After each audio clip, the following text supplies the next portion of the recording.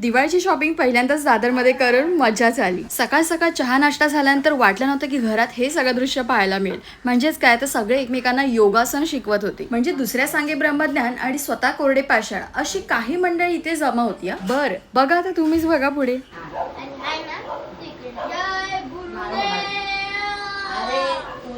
तुला बाबा रामदेवच्या तालमीत जायला पाहिजे.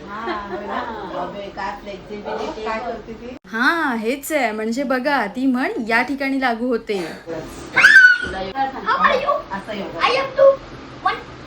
आत्या आणि भाच्यांचं असं सुरू राहील. आपण जर आपली पटापट कामं उरकून घेऊया. पटापट सगळ्यांसाठी वांग आणि चवळीची मिक्स भाजी केली. ही भाजी एकदम ऑसम लागली आणि विदाऊट गरम मसाला. ते आमच्या फळवाल्या मातोश्री नेहमी आम्हाला असं काही ना काहीतरी हातात पकडून सोडून जातात. ओके सो फटाफट गेट रेडी विथ मी करूया, कारण आपल्याला दादरला जायचं आहे फॉर शॉपिंग. नेहमीप्रमाणे आपल्या घरी सडन प्लॅन ठरला की सगळी गँगच्या गँग दादरमध्ये येणार. दादरमध्ये उतरून हा कांड होणार आहे याची आम्हाला बिलकुल पण कल्पना नव्हती. म्हणजेच काय, काव्या, मी आणि मम्मी एका ट्रेनमध्ये होतो आणि आम्हाला वाटलं भाऊ जय आणि आई पण आमच्याच ट्रेन मध्ये असतील. बट भाई साहेब नंतर समजलं की आईला ट्रेन पकडता आली नाही म्हणून या सगळ्यांनाच ट्रेन सोडावी लागली आणि 2 नाही तर 3 ट्रेन सोडाव्या लागल्या. आणि आम्ही आपला आहोत इकडे यांची वाट बघत. ते तर सगळं जाऊ देत, पण आपण आलोय त्या कामावर आपण फोकस करूया. म्हणजे शॉपिंगवर फोकस करूया. एवढ्या गर्दीतून बाहेर पडणं म्हणजे मुश्किल.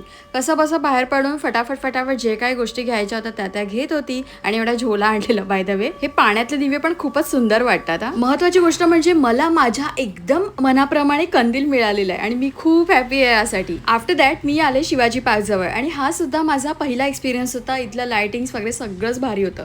त्यातलं तर आपले सबस्क्रायबर म्हणजे फॅमिली मेंबर भेटले. त्यांच्या घरी जाऊन हे दृश्य बघणं तर भाई साहेब एकदमच भारी वाटत होतं. चला see you in the next video. Take care all, bye.